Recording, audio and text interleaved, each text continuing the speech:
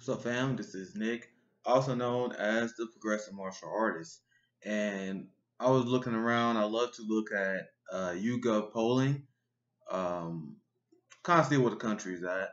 And I'm looking at the net favorability ratings from YouGov. And this outlines what kind of thesis of my show is and how I approach politics because people look at me on Twitter a lot as a guy who is divisive. They look at me as someone who is crazy because I dislike the Democratic Party, because I dislike Nancy Pelosi. Um, but my response to people who think I'm divisive and think that I'm somehow extreme in my position of hating the two party duopoly, you must understand that I am the centrist on this issue. Like whenever I see someone with the Nancy Pelosi banner, whenever you see someone who's a hardcore MAGA Trump supporter, just know that's a very well, I won't say very. That's a small percentage of the population. Most of Americans do not vote. So when I see the Democratic Party still continue to give people bad advice, one of them being that in order for Democrats to win, we got to pull some moderate Republicans. If you are still calling yourself a Republican, if you are still a conservative, if you are a Trump supporter, those aren't the people that we need to get. Mostly those people are usually too far gone. A lot of those people are. The people that we need to win are independents, young people, and non-voters. Non-voters, the last one being key. Because if if not voting was an option in 2016, not voting would have won. So it doesn't make sense on face value to me. The people who think we should try our best to get a very small minority of voters, the anti-Trump Republican, very, very small percentage of the population. Um, but these are the people that the liberal class want to win over. They want to prop up. I said it before, I said it again. A lot of liberals, I think they see conservatives like their stern dad growing up. They had the dad who was very strict, conservative, and then there was the rebel. They were the rebel because they was a liberal. So that's the only explanation I can come up with why they are obsessed with doing PR for George Bush, Mitt Romney. They want to bring over the Lincoln Project Republicans because they want to have a good relationship with those people because they remind them of their dad, right? So I think even though it's a bad strategy what they advocate for, I think that's why they advocate for it. Deep down inside, they want to win over the approval of pops. Now, the reason why I want to shoot this video because I was, I was chilling on Twitter and I was looking at the net favorability. I'm gonna link the tweet down in the description so I can put it on my screen here. Um, so Mitch McConnell is negative 23. He's the Grim Reaper, one of the worst officials in American history. And I always mock Trump derangement syndrome. I get it. Like at the end of the day, man, I'll be telling people I get it. I really do get the urge to indulge in Trump derangement syndrome, but it's very hard, honestly, for me to make the argument against Mitch McConnell derangement syndrome. Um, the way he's run the Senate, there has been untold amount of corruption around the Senate, and an untold amount of American lives that could have been saved, an untold amount of good that could have been done in this country over the last few years if it wasn't for Mitch McConnell. So you would never see, you honestly, you would never see me like talk about Mitch McConnell derangement syndrome because honestly, he's way worse than Trump, way worse than Trump, and that's the thesis I have when I talk about Trump. When I explain people who act like Trump is this existential threat, like this is who the Republican Party is now. Like when Trump leaves, there's going to be an even better version of Trump. And what I mean by that is someone who can do Trump better. Like someone who can rile up the base, power up xenophobia, but they'll be able to do it in a way that's more appealing to Trump. Trump is an amateur this election cycle. In 2016, because Steve Bannon, Michael Cohen, a lot of his people he's surrounded with, say whatever you want about those people, but those people delivered the W for them. And Trump don't have Steve Bannon no more, and he ran a trash campaign because of that. The campaign that Trump ran right now is so bad. I'm like, bro, I'm even more terrified about the future of the Republican Party because you see there are smart people on the right who saw how Trump won in 2016. Just like how there's smart liberals like Pete Buttigieg who saw how Obama won, he tried to emulate Obama's success. And now Obama has been exposed because Pete Buttigieg, he wasn't doing a bad Obama impersonation. It just, Obama is way less charismatic than we thought he was. He's literally Pete Buttigieg. So we're going to see the right wing do that same thing. We're going to see them embrace Trumpism in a whole new level, and they're going to be ruthlessly effective at it. That's why Tucker Carlson is already a leader for 2024. Because what Tucker did, he took Trumpism, and one of the reasons why Trump won is because of populist rhetoric and Trumpism. But because Trump is a bitch, and at the end of the day, Trump wanted the approval of the billionaire class. So when he got in, he toned that down because he didn't want to piss them off. Tucker Carlson cared about his ambition and more than anything else. So Tucker would take that message and he would polish it up. He polished it up amazingly. And that's why he's the highest rated TV cable host of all time. And that's the threat that we had to deal with. So that's why I mock Trump derangement syndrome. What are you talking about, Trump derangement syndrome?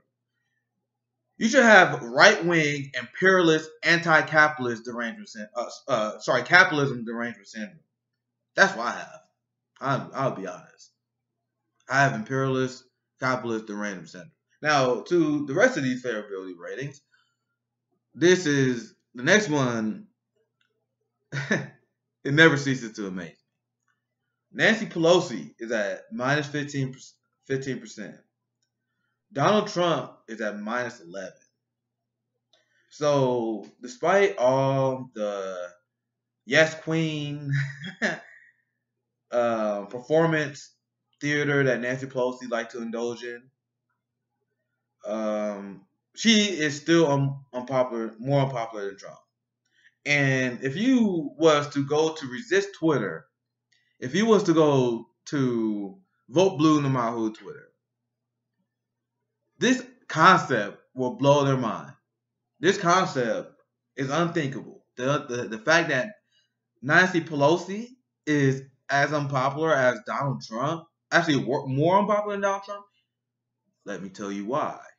Because Nancy Pelosi, in this age, we have access to information. We're not going to be tricked by her ripping up Trump's speech. We're going to pay attention to the fact that she funds Trump's military budgets, that she supports Trump on all his foreign policy, that she should support Trump on his trade deal. We pay attention to the fact that she funded the Department of Homeland Security, which led to the federal agents cracking skulls of protesters in the first place. We pay attention to the fact that when there was a sunrise, Dianne Feinstein, but when there was immigration activists that went to her office to demand answers for her immigration policy, she treated them just like Trump would treat them. We pay attention to the fact that Nancy Pelosi's husband took Paycheck Protection Program in the middle of the economic collapse where 28 million Americans about to go homeless, 30 million Americans don't have enough food to eat. And Nancy Pelosi not talking about that. Nancy Pelosi don't give a fuck about the homelessness in California. Nancy Pelosi, Dianne Feinstein, has turned California into a neoliberal hellhole. There are a lot of pieces to that puzzle, but at the end of the day, it's top down. There's a culture that they set that led California to be a neoliberal hellhole that it is now. That's why Nancy Pelosi is as unpopular as Donald Trump. Then you have the Republican Party, minus 10. Mike Pence, minus 9. Honestly, I don't know why Mike Pence is... Honestly, I don't know why he's so low. He's trash. I hate Mike Pence worse than I hate Trump. And you had Joe Biden, the Democratic Party, at -7 each. So these are the people that rated here: Mitch McConnell, Nancy Pelosi, Donald Trump, the Republican Party, Mike Pence, Joe Biden, the Democratic Party. All these are underwater, and all these are the head of the oligarchy. So what did that tell you? They tell you that people hate the oligarchy. So when people pretend that I'm divisive, when people pretend that anti-establishment politics can't win and that's not the future, how do you look at these numbers and come to that conclusion? When I rail against Nancy Pelosi, when I rail against the Democratic Party, know that I do that because I lived and I've been around people who has been affected by the policies that the Democratic Party implement. And I try to explain to liberals all the time that just because a tragedy happened under the Democratic Party administration, it does not make those victims matter. Those people matter just as much as victims of the Republican Party. I will never understand how people come to the calculation. How does the victims of the Obama administration mean less than the victims of Donald Trump's administration? Why don't the victims of Joe Biden's policies don't matter? Joe Biden puts tough on crime policies, and why don't the Black Americans and Americans in general, why don't their lives matter? And Joe Biden don't apologize on those policies. He's doubling down. He want to increase police budgets. He is still anti-marijuana. And yet, they think I'm weird because I refuse to endorse Joe Biden. Because I refuse to vote for Joe Biden. I refuse to give up the very small amount of power that I have. I don't have a lot of power. We do not have little power. We are an effective oligarchy. We are under the boot of the ruling class as it is right now. And you want to tell me that I should give up the little bit of power that I have in my vote for Joe Biden. And this is why they worry about my Twitter page. This is why they've been going after me. They've been going after me because they know this message is effective. I shared a message I got from a conservative earlier. I can convert conservative voters. I did it all the time. I sold cars in Kansas. I talk to Republicans all the time. Libertarian socialism and how you convert them. They hear that term, they might go crazy. I actually will suggest you don't even use that term until they drag a little bit to the left, and then you can explain how you got there. But libertarian socialism is how you win them over because you explain the fact that you don't believe government should tread on you. You personally believe that every single government program should be something that justifies itself. Because when I talk to Republicans, I trap them on the idea that Trump is a big military industrial complex tool. I corner them on the fact that he supports big Wall Street bailouts. And then the response I get from Republicans whenever I bring this kind of stuff up is always the same. I'm talking about the Republican voters. It's always, well, okay, I don't support that, but I support small government. I support blah, blah, blah, whatever the rest you're talking about, whatever bullshit he want to feed you. So I use the fact that they don't support that against them. I'm like, I'm a libertarian socialist. I don't think we should have none of them bullshit government programs where they prop up the rich. But if you have programs that prop up the middle class, Medicare for all, living wage, a Green New Deal, free college for all, a federal jobs guarantee, you are boosting the economy, and those are programs that justify themselves. And I sell that with anti-war rhetoric, which is why I focus on foreign policy, which is a mistake that liberals make. I tie that with foreign policy, and I tie that with economic populism, like ending the Wall Street bailouts, prosecuting Wall Street bankers, going after sex pests and sex criminals like Bill Clinton. That's how you convert right-wingers. That's how it's done. So I wanted to break down these numbers because this, like when you see numbers, when you see how much the American people hate politicians, I am justified. I feel justified. And the message I shared on Twitter of conservatives reaching out to me saying that I converted them, this is why.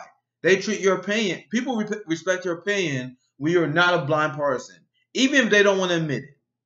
That's why I'm a target. Because when Resist Twitter and when Vote Blue No Matter Who Twitter sees my arguments, they know it can be effective. They are seriously saying that I might cost Joe Biden this election. Oh, me. I'm going to overcome 100 plus billionaire donors. How can I overcome 100 plus billionaire donors? I can only do that if they know my message is effective.